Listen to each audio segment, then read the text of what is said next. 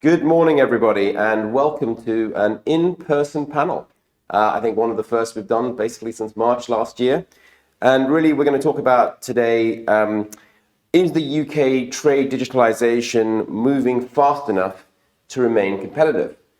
So I've got a very distinguished panel with me here in person today and one person in Singapore. So in person, I've got Sarah Green on my left here. Sarah is the Law Commissioner for Commercial and Common Law for England and Wales. Sarah is currently evaluating the need for law reform in relation to smart contracts, electronic trade documents, and digital assets. I've got on my right Mirka, who is the head of working capital and trade products at NatWest. Welcome, Mirka. To her right, we've got Sudhir Dole. Sudhir is the Chief Executive Officer of the Trade Information Network. Sudhir has a 29-year career as a banker and working across a number of international banks for the past 27 years and 2 years at TIN, right? Okay, Sudhir. And then on the far left here, we have Richard from Finion Exchange. He's the head of institutional sales. Richard has a distinguished career at HSBC before joining the Crown Agents Bank as CEO, which he subsequently sold in 2017, and has been leading, advising, and investing in startups since then, including Finion Exchange, where he's currently based, leading the FI relationships. And in Singapore, on the screen, is Louise Heller-Digby from Swift. She's the head of trade strategy at Swift, and I think previously that was at Barclays. So maybe I can start with you, Louise, and ask you, in your role at Swift as the head of trade strategy, you have a good overview in terms of what's happening globally around the trade digitization journey. Maybe you can give us a quick summary of what's happening there. Sure. Thank you, Michael, and thank you to the panel and to GTR for hosting this today. So look, from a Swift perspective, we literally see hundreds of platforms, ecosystems, frameworks, and applications ultimately targeting the automation and digitization of trade/commerce flows. You know, they all seek to target different components of that, but broadly speaking, we're looking at the automation and the digitization of trade and commerce flows. And I used to talk about, you know, we're tracking 55. There are now hundreds. And we're seeing those being driven not only by fintechs, but also by financial institutions and increasingly so by governments. At Swift, on behalf of the community, we facilitate about $2 trillion in documentary trade. And whilst overall trade was down, as one would expect, in 2020, the digital trade channel actually grew by over 70%. So it significantly outperformed documentary trade volumes overall. And that was from both a volume and a value perspective, I should add. And I say this because it's indicative of a wider theme. We're seeing this domino effect of disruption. So the economic disruption brought on by the pandemic, and even before the pandemic by geopolitics, is driving supply chain disruptions and supply chain resiliency. That's driving the digital agenda, and that in turn is driving this reevaluation of business and of operating models. The pandemic we see as a catalyst for trade digitization. It really exacerbated the payment frictions, in particular, unearthed frauds that we're all familiar with, and really motivated even regulators to come out and call for a move away from paper. It's forcing supply chain executives to make supply chain resiliency a #1 priority. There was a wonderful McKinsey survey that ranked 93% of supply chain executives were looking at how they build resiliency into their operations, which of course leans on the digitization agenda. And we're also seeing a consumer shift to digital, so it's right across the spectrum. In Q1 2020, Amazon was recording revenues of around $33 million per hour, right? So the pandemic has certainly been a huge, compelling event for trade digitization, from consumer through to SME, all the way through to banks and to government. And of course, there's a direct correlation between trade, between GDP and employment. So we're increasingly seeing governments stepping in to see how they can play that enabling role. But we still have challenges to work through. So the statistics don't lie, right? The Digital Container Shipping Association tells us that 0.1% of bills of lading have been digitised. There was a wonderful study done in the UK by the ICC and the banks that tells us that it's still taking 5 to 9 weeks for SMEs in particular to organise letters of credit. And we still see more and more digital islands popping up on the horizon without due consideration for interoperability. I think when we think about what's needed, and I don't want to steal Professor Sarah Green's thunder, but legislative reform is going to be a huge catalyst for trade digitisation from our perspective. And we've been really enthused to see the progress that's being made in that space.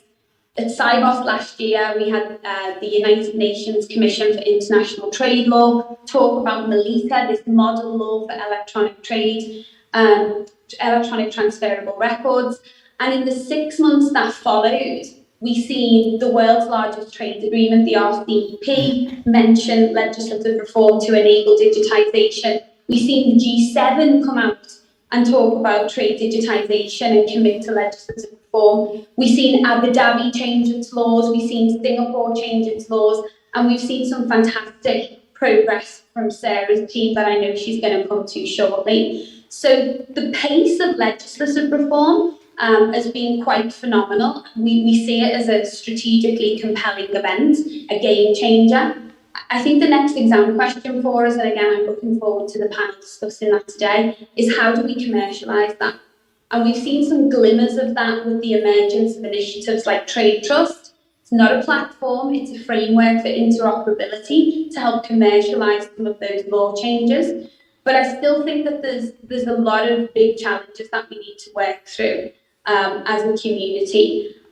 We've got, some emergent new technologies that we also need to work through. We've seen the recent Basel Committee for Banking Supervision paper on the prudential treatment of crypto assets, which is not just restricted to currencies. So we've got that to work through.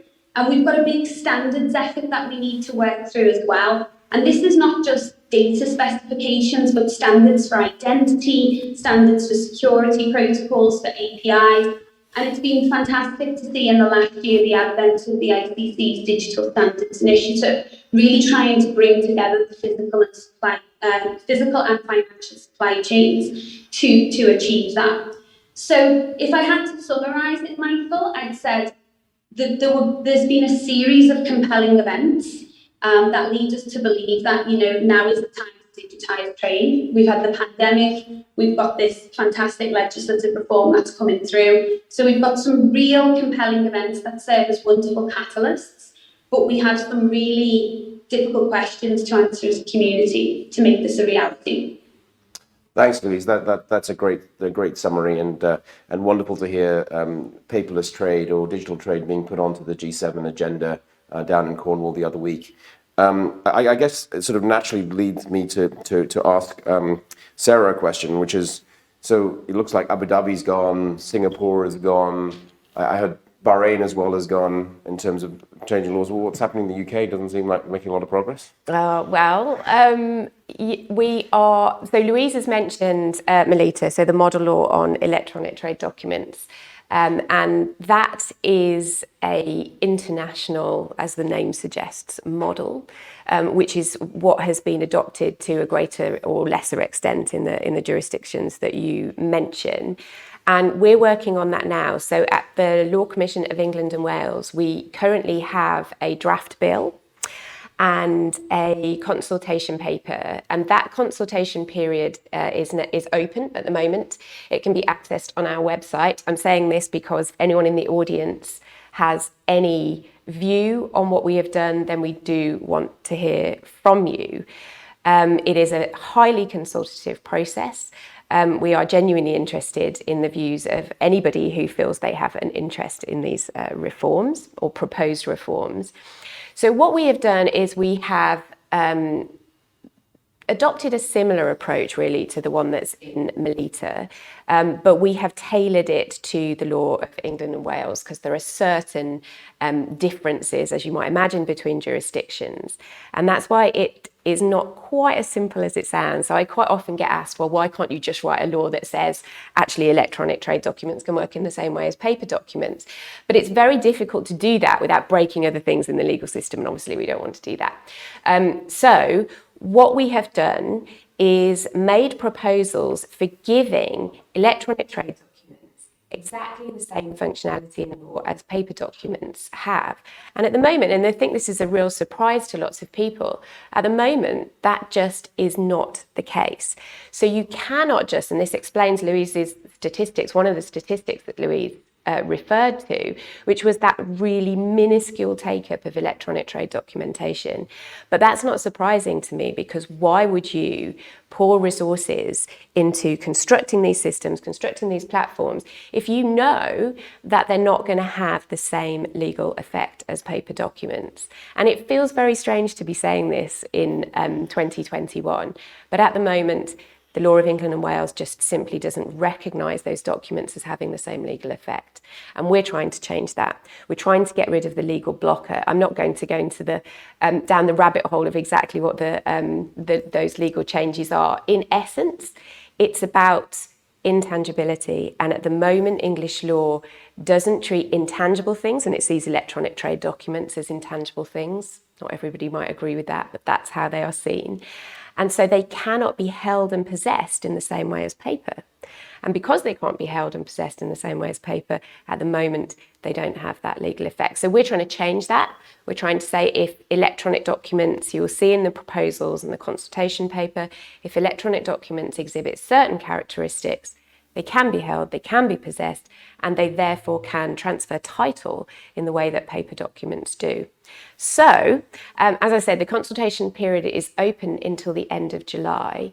We will then review those proposals in the light of the consultation responses we have received. So I'm giving you a time frame because we are behind certain other jurisdictions. I was going to ask you how long it's going to take. Sure. So legal reform doesn't usually take a short period of time. It never takes a short period of time. I think that's fair to say. But of course, what we want to do is we want to make sure we get it right, because we don't want to have to go through another really long process in a few years' time. So at the end of this consultation, we then analyse the consultation responses. We then put together, so that might mean changing the draft bill. We will then write a report, a final report, which we submit to government, and then it's up to government to decide whether to adopt those proposals or not. That is not going to happen before spring 2022. So that's the time frame that we currently have in mind. And how long do people have to come back on consultation? So if they come to your website, what's the date that says they need to respond by? 30th of July. 30th of July. Okay, Yeah. so at least another month. Yes. To come back. Okay, Yes. That's great. That's great. So it sounds like the UK is moving quite rapidly for legal reform to come to a situation where electronic documents are going to be acceptable under law. Yeah, absolutely. This project has been fast-tracked, so it would normally take quite a lot longer than this. There are some reforms that are done in a similar way, which take up to 3 years. But because this is obviously very time-sensitive, and everybody realises it's time-sensitive, and as you pointed out, and as Louise pointed out, other jurisdictions are already doing it, then we have made it as quick as we possibly can. Yeah, that's cool. That's cool. So I guess the question that sort of naturally follows is, we're going to have legal reform in the UK by sometime next year, where electronic documents are going to be treated in the same way as paper is currently treated. We hope so. We hope so. And if that happens, then how do you commercialize against that? Which I think is the point that Louise, you made. What's next? How does that actually then translate into companies, SMEs, corporates, banks, actually dealing in digital documents as opposed to dealing with paper? So maybe Mirka, I can ask you kind of, how do you, obviously you must be excited by what's happening. Absolutely excited, and we are a big part of that reform as well, as you know, so I'm definitely driving it. I have this standing joke about trade that our innovation never moved from clay tablets to paper, and we just stuck on paper. And we're still stuck on paper. But I think we need to change the mindset. because participating in lots of those consultation groups that talk about digitizing trade documents, we as the players in that ecosystem are still thinking paper. And it's shocking. So we need to really challenge ourselves. So first and foremost is change of the mindset and really recognizing that electronic asset and document is really on a par with documents. So that's first and foremost. Trade is complex and you need to have big movers to start driving the agenda. But absolutely, you also have to think about all the other participants within that trade cycle. And there is many. Custom officials, port authorities, haulage companies. It's endless, isn't it? And I think technology is probably the only way to start putting them all together and creating something more seamless than what we currently have. So I guess the question is, it is complex. I think trade is complex. Are we going to wait for the legal reform, or is stuff happening today? So stuff has to be happening today, and stuff is happening today. But I think, as Louis said, it's happening in small bits, and it's very fragmented. Yeah. But being able to respond to it quickly, I think, is the first step forward. And pandemic definitely accelerated that.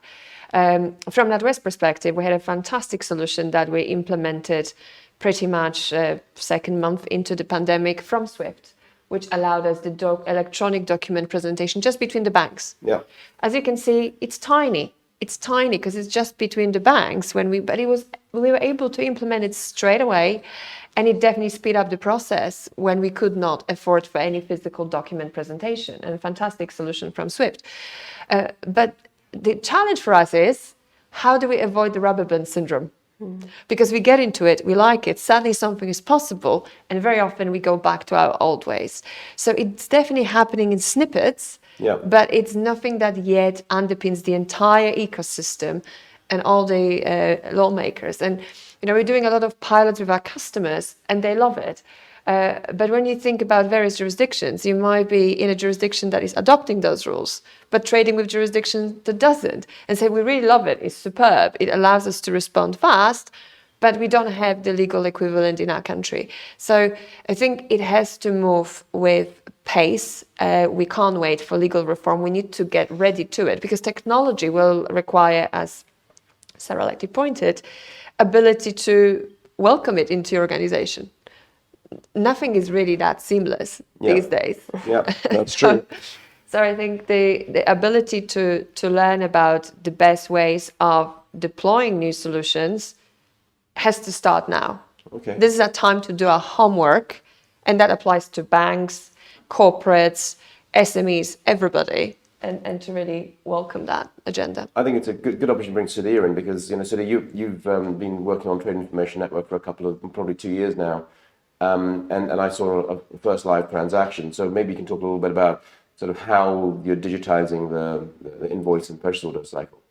Thanks, Michael. And I completely endorse what you said just now, that the financial institutions have to take a lead.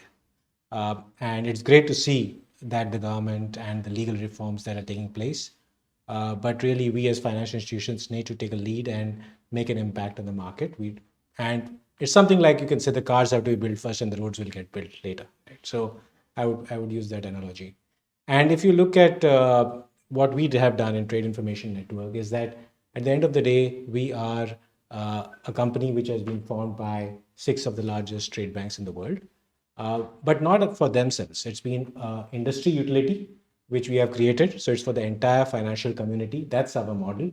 And we are very simply put an information registry. And as Michael was saying, the key point here, especially in open account trade, is that buyers and suppliers should be able to exchange information and data in a simple, secure, and transparent way, and with each other, and then of course with their banks. And that's what our platform aims at. And if I talk about our recent use case, which is of Deutsche Bank, has demonstrated that very well with Roche as their customer, and has enabled financing for the supplier of Roche, thanks to our platform, at the pre-shipment stage of financing. So it clearly shows that if the parties collaborate, which is the buyer, the supplier, as well as the banker, then it's possible to, in fact, ensure that financing reaches the early stages of financing, which is where it's more difficult, and especially for the SME segment, which again is obviously a segment which has been severely impacted. And Louis spoke about resilience. So I think building resilience in the supply chain has become so critical. And with this kind of digitization efforts which you have done, we will build further resilience in the supply chains of our large customers. That's really interesting to do. I mean, Richard, you're involved in many projects, but Finian for me is a project that is around enabling sort of receivables to be sold and purchased in a more seamless way. How is the law reforms going to help your business? Well, I think the law reform is fundamental to everything. Part of the thing we're debating here is how can the UK can take a leadership position in digitalisation, and one of our key strengths in the UK is the rule of law. I mean, it's trusted globally, and it's one of our key assets. And it's wonderful to see people working on what we need to do. For Finion, what I like about it, and I love what Tin are doing as well, because it comes from a client perspective. You know, it's quite easy to sit here saying, looking from the top down, we should do this, or a financial institution should do that. But if we focus on the customer who's actually importing and exporting and trading really and what they need, I mean, that's what you're doing at Tin, that's what NatWest is trying to do, and that's where you're trying to reform the law. But for us at Finion, we just have figured out where we sit in that value chain, which is putting borrowers and lenders together in a more efficient way. But then we step back, we don't try to control the transaction, we don't try to do what you're doing, we just try to say, there's some friction here. You know, you've got exporters who are lacking in finance because of changes in Basel, because of different risk appetites of banks. I mean, look what happened to supply chains with the global pandemic. You know, and actually what fintechs do is, and the UK fintech environment is wonderful, it's incredibly dynamic. And that's largely driven by the legislation, actually. So it's just a great breeding ground for focusing on clients and getting things done. And some of those things then roll up into things that can be adopted by the big institutions and backed by the law. So that's kind of a broad laying out of, you know, Finion's just one little bit of that, but I see it across the fintech spaces, using technology, digitization to focus on solving customer problems. And then you have to take a step back, a bit like perhaps you're doing at Swift, and say, right, what is going to work here? And it is agglomerations of big financial institutions getting their head around solving the problem for customers. And I think that's a really good point around solving problems for customers, because you know, when I'm looking at some of the Q&A that's coming in, you know, I think that the top one over there, which is really around solving practical issues, and it is about solving challenges for exporters on paperwork, customs processes, official documentation, etc. So it's great to have the legal reform that backs it, but what else is kind of being done? And I think the second question I think is quite well related, which is, you know, how is that consultation between government going beyond just the legal reform, and is there other discussions that are kind of going on? So I don't know if someone wants to take that question. It's a good one, because it's asking about how the governments work together. And we know that governments don't necessarily have a great track record of working together. And you do need to have someone that acts as a conduit. And I do believe that International Chamber of Commerce has been and is that conduit for a while now. And I think they are perfectly positioned to lobby, to intervene, but also to engage in dialogue with governments around the world. And I think we have to recognize that without someone that is helping to facilitate that dialogue between governments, it's not possible. And I think ICC is trying really hard to fill this space, for sure. But government is always tricky. It's challenging. Why? Because governments come with cycles of, let's say, 4, 8, lucky 12 years, but it doesn't matter. It needs longevity. And that longevity has to be derived from something different than a political agenda. It has to be totally apolitical. It has to be really set up with future goals, which we're talking decades in the future. So I think ICC probably is the great. Actually, just to weave that back into the first question, if I may, because we're all trying to solve the same problem here. But actually, a political event, Brexit, has created the issues being raised in the first question. Made it worse, hasn't it? Yeah, but actually, if you look at digitization and the fintech response, I mean, there's a wonderful company called Exabler, which I know the founders of very well, who are exactly now signing big contracts with big importers and exporters in the UK because of the issues with customs and documentation processes. And when that innovation gets adopted in response to a political situation, then that innovation works in practice. So I think there's probably 5 or 10 companies trying to solve that same problem and jockey for position within that space, right? It's incredible what is going on, and sometimes we don't recognize that. And it's such a strength of our marketplace here. So I'm very positive about the future, but seeing the wood for the trees sometimes is quite hard. Louise, do you have a perspective? I think that's a great point, seeing the wood for the trees. I think, and your point, Michael, around are we going to sit and wait for global legislative reform? I don't think we can. I think we need to have both short and long-term strategies here. Our short-term strategy was repurposing an existing solution towards the needs of the trade community at the height of the pandemic to say, whether you're a bank or a Swift connected corporate, you can move documents across Swift free in a safe, secure and scalable manner. But we know more longer term, once the legislative reforms in place, that it's going to have additional complexities that we need to solve for in terms of control and singularity and title transfer. And so I think, the wood for the trees is a really good analogy for the trade digitisation space, because you do need this kind of macro-micro perspective to navigate through it. And as some of the panellists have said, at all times, we need to be mindful of the customers at the heart of that. So I'd agree with some of the panellists that macro-micro perspective is really important at the moment. Cool. Thanks, Louise. So, do you wanted to jump in on that? Yes, on the point about consultation between governments, I definitely see a lot of consultation between the central banks. And and that has, I think, definitely had a positive impact. And if I look at some of the ideas talking about even the receivable space, right? There were receivable exchanges in the US, and then you see, for example, if I can look at India, receivables platforms were set up. So definitely there is a cross-fertilization of ideas which is happening. I don't know to what extent it's very well coordinated, but there is definitely cross-fertilization of ideas. There are the colleges which the central banks hold with each other nowadays, the last 5-6 years. So definitely, I think those things help. And also they're leading on some of the newest technologies, like digital assets, crypto assets. It's the central banks that are actually really saying, no, we have a policy for it. We recognize its place. And that makes it even more exciting, I think, for the future. Yeah, I mean, I've obviously spent a lot of time with central banks around the world, and it is a very functional ecosystem, and we forget that sometimes. I mean, I've been particularly involved around the de-risking debate, especially with African banks, and I'm still very actively involved in that. But there is an alignment of values there, and there's an alignment of needs, which is around keeping everybody safe and making sure financial institutions, deposit holders, their deposits are protected. That's what central banks do. In the trade space, we've also got shared values globally, which SWIFT represents, quite frankly, and so do organisations like TIN. And the shared values are we all need to trade successfully with each other, which is kind of the foundation of the way our world works and creates value. So I do believe there is a possibility there to leverage the central bank networks and trade policy strategists, trade negotiators, organisations like SWIFT, the sort of legal setup. There can be a vision, I think, for the UK in particular to lead on this because of its unique position in the world. And that's not because I can see Parliament out of the window at this building and we're all blowing smoke. Yeah, actually, I think it's the other way around.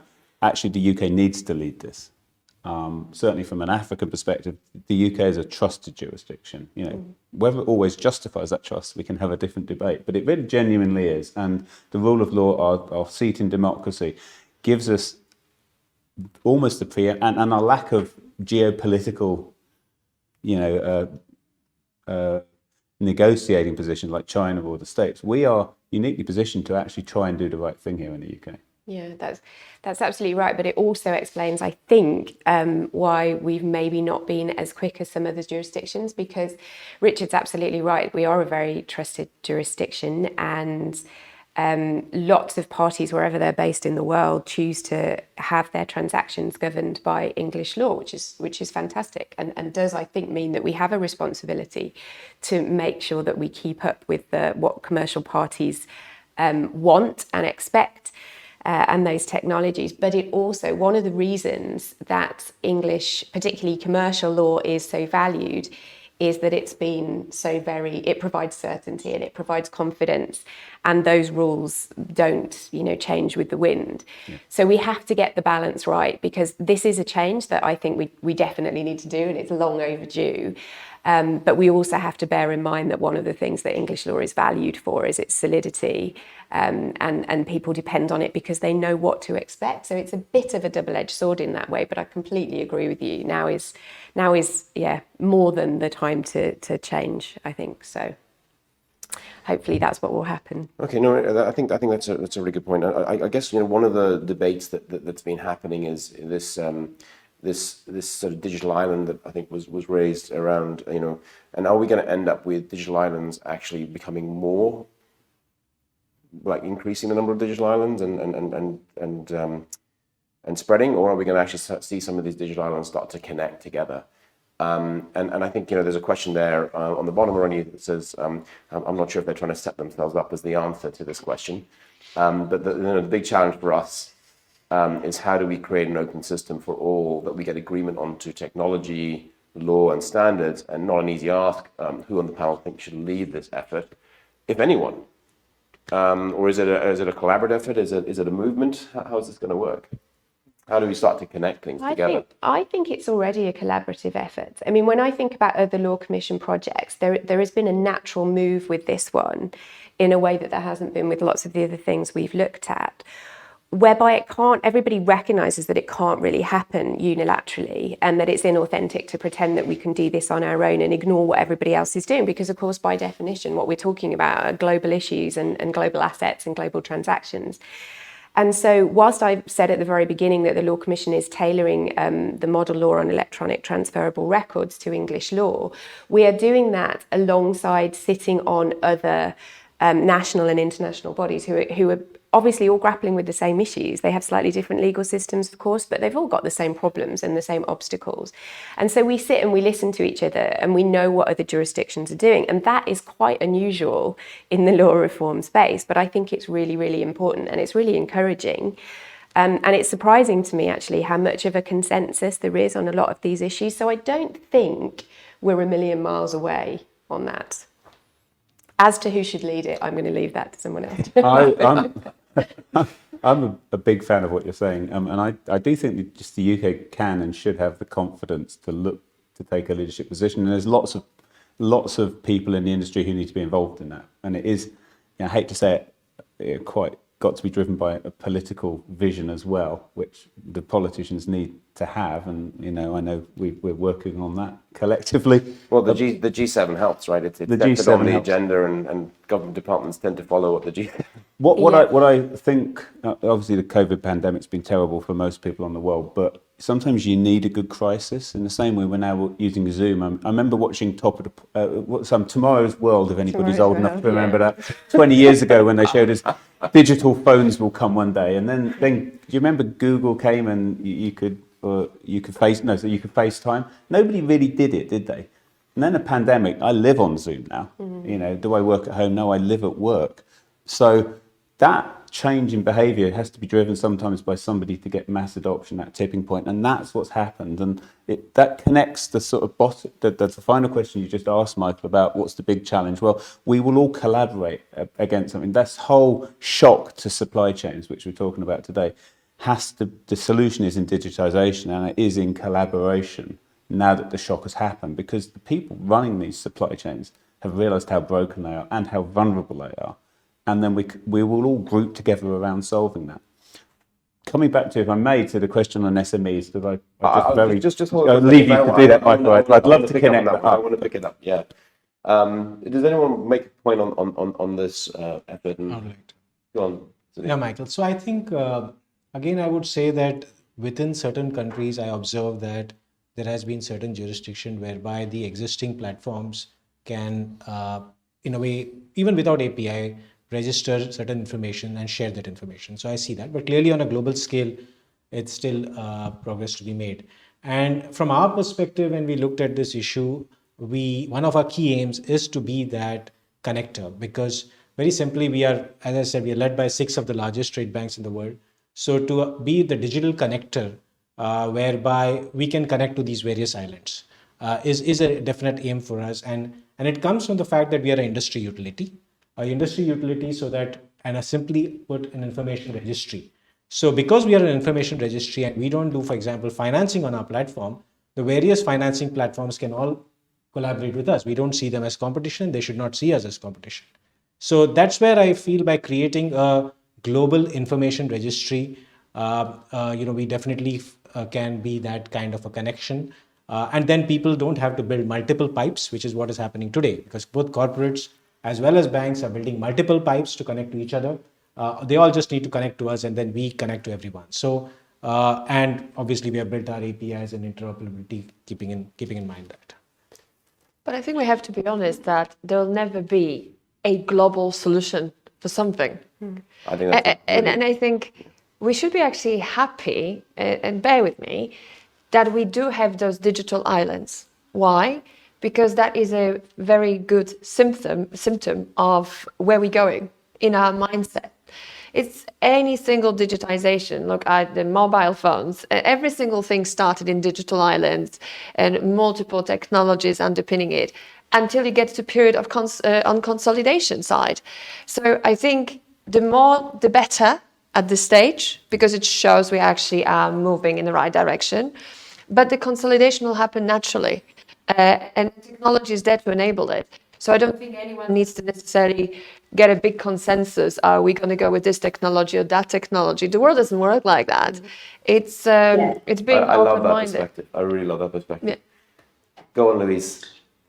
Yeah, I was just going to say, the devil's in the detail of how you define a digital island, right? And if we go back to the earlier point, if you put yourself in the shoes of an importer or exporter who's managing, 7 different logons with 7 different passwords and 7 different security protocols and different standards, that's a nightmare for them, right? And that's how I look at digital islands. And on one hand, I agree with what you're saying, right? Digital islands are symptomatic of innovation and of progress and trial and error fundamentally, right, which is a good thing. But at the same time, when we're trying to solve things like fraud, when we're trying to ensure that global commerce flows, I do get concerned about data being locked in individual digital islands with all the best intentions. But that does concern us, because we all know that trade by its very nature is cross-border, right? These things don't happen in isolated closed loops. And so I think we need to be mindful of that. And we can vote with our feet, right? As banks, as corporates, as fintechs selling our solutions, we're able to vote with our feet and follow those solutions and opportunities that are adopting a more open, interoperable approach. Because if we think through the consequences of that, it's all very well to go through the R&D stage, but when it comes to the return on strategic investment, if the data is locked down, if it's restricted to one jurisdiction, or if it's restricted to one particular platform, then it's never going to scale. So I agree that it's a good thing to see this explosion in wonderful innovation. And at Swift, we look at it and say, we are open to collaborating with multiple different partners. And what we aim to bring to that scenario is standards, but also standardization of identity, standardization of API protocols, and allowing the community to start to consume some of these new value-added services through the Swift environment, so that they do get some degree of global standardization. Because I do think we need to be mindful of some of the risks of digital islands, especially when it comes to facilitating the smooth flow of global commerce for corporates, or when it comes to trying to mitigate against things like fraud. I just can see someone's challenging that as well. well. I think it's great. I think the good thing about this is there's definitely disagreement and non-consensus. I think it's a question of terminology, because what we say, we absolutely need standards, but we also have to be honest with each other. No customers from the entire world will access one platform. No customers from the entire world will subscribe to one data depository.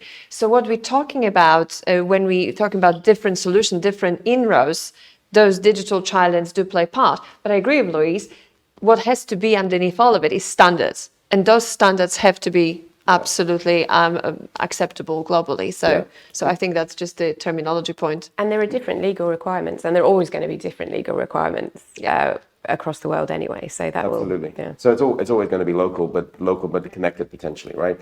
And I think that's really interesting that we've definitely got non-consistent. And I want to bring this back. So apologies. I want to bring this back, and it's great that we're actually having a conversation, which I've missed, versus the sort of speeches on different Zoom calls.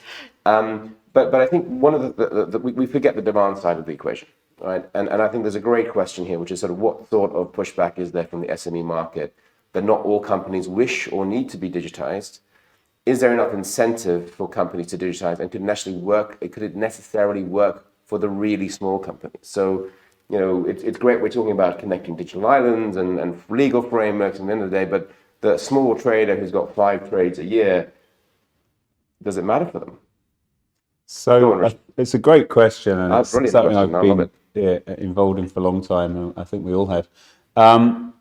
When you say digitisation, there's a lot of new companies being formed which are what we call digital first, which means they're formed around not the old way of doing things, although they're still filling the same place in the value chain.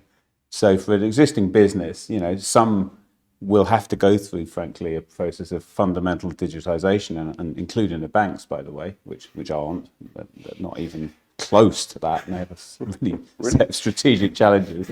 It's much easier, as I'm doing, setting up a new digital bank to do that, because uninventing things. I always make the joke, do you ask a pilot who's in your, if you're an airline, do you ask a pilot what new plane you need? Well, he's not going to tell you what new plane you need because he can't fly it. So banks tend to ask their IT department what they should do, and there's no fundamental, buy-in from the IT department to put themselves out of work. I can promise you that. Coming back to the SME market, though, the truth is some companies are going to have to digitise themselves and bite the bullet. A lot need to look at it differently. They need to embrace digitisation. We have a lot of traders on Finion who have that same fundamental question. They don't have to digitise themselves. They can use us as a digital service to find a lender, and we help them on the digital journey of presenting the necessary documents, KYC, AML, lending proposal to the funder in a consistent way using digital technology and digital AML, KYC, so that the funder just gets a digitised approach for them. So I think there's lots of ways for SMEs to engage in adopting digitisation, if I can say that right, without having to think, how do I digitise myself? And so I depends, you've got to, as an SME, look at it and say, what are my standard business questions, what are my competitors doing, what's the market doing? I find it hard to think you're going to have a successful company without any digitisation, if I'm honest. So it comes on to who can help. All the banks are trying to help. There's a lot of money being spent by government trying to help. Yep. And you just need to go online, Sudhi, you want to jump in? Yeah, I think incentivization for the SMEs would come twofold. One is, of course, their own internal processes and efficiencies and so on. But I think the point you made, right, at the end of the day, the incentivization comes also if they are able to become more resilient thanks to the digitization. Are they able to get more access to finance? Then they would be sufficiently incentivized. And is the cost of funding coming down? That's another source of incentivization. So platforms, whether it's ours or others, who are able to get SMEs to get these benefits will definitely add value to the SMEs. So if you solve a problem for them, absolutely, then they're going to incentivize. I also think they're a bit sometimes overwhelmed with the amount of digitization that's happening. But having been sitting in front of the customers, I also, sometimes, to Richard's point, it's very humbling when you get in front of the customer. And I do try my best to get in front of them as often as I possibly can.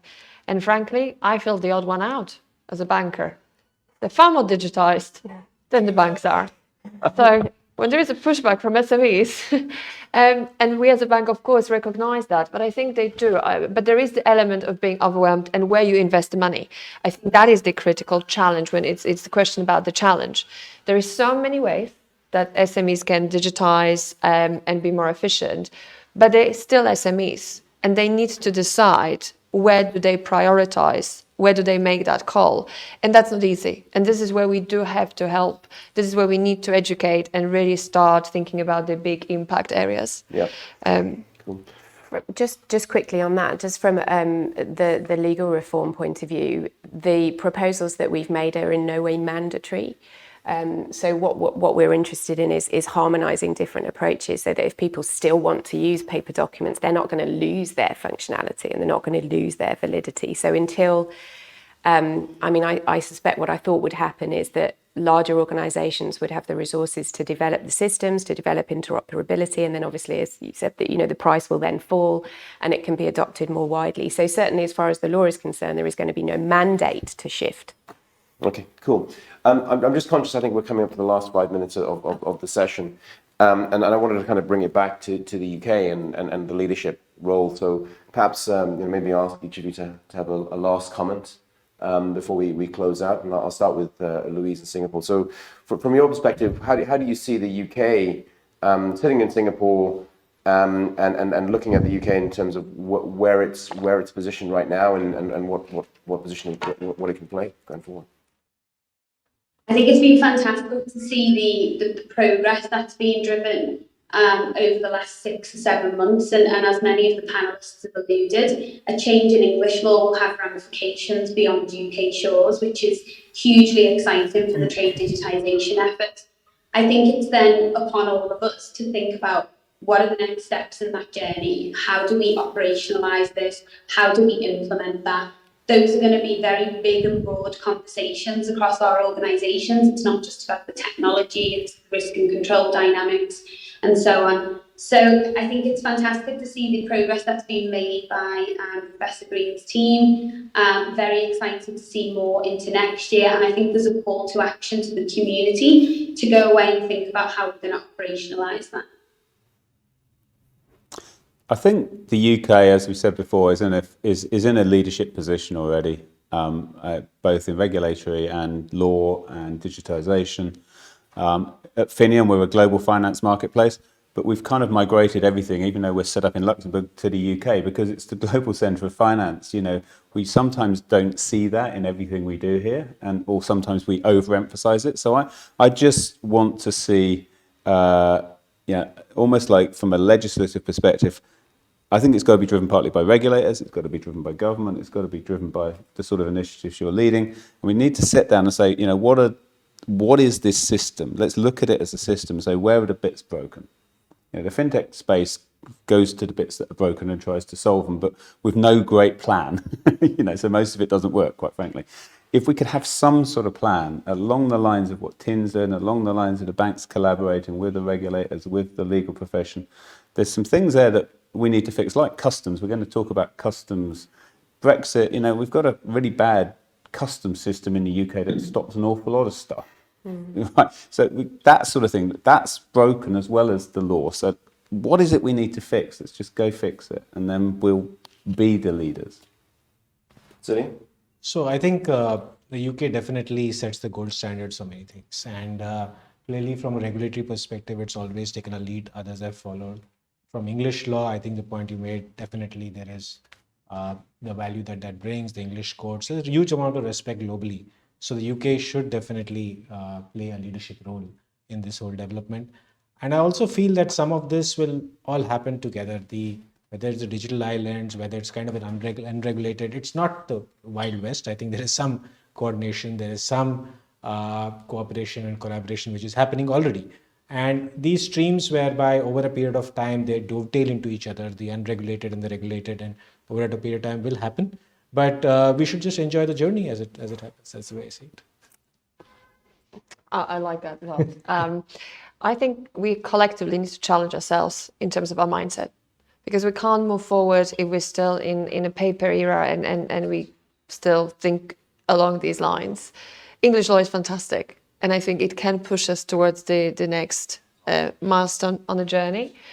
But also from a company's perspective, from business's perspective, what I would say, be inquisitive, try to understand where your goods coming from and where you sell, because that probably will drive the best prioritization calls you can make on your digitization strategy. So I'm just going to reiterate my call to responses to the consultation, really, because I think what everybody has said about English law is absolutely true. But what we are not at the Law Commission is some sort of top-down organisation that is going to impose rules on the users of that law if they're not going to work. So we really do want to know. We want to connect up the operational, the technological, with the laws that will govern them. We're not in the business of writing these lovely elegant provisions if they don't work. So I would just finish off, I think, by saying, please, if you do have any views on our proposals, we want your honest opinions. We want to get it right. Thanks, Sarah, and thank you, everybody. I think what it reminds me of is this great YouTube video, and I was just visualizing it when Sadia was speaking with it of leadership, and it's about dancing. So if you've seen it, right? Yeah, dancing on his own. The first craze to get up and start dancing is that leadership, but actually it's the second person that gets up there and brings their friends with them that actually then gets the dance party really going. So it does sound like the UK is well on the way to getting that dance party going. So I'm really looking forward to it. And thank you very much, everybody.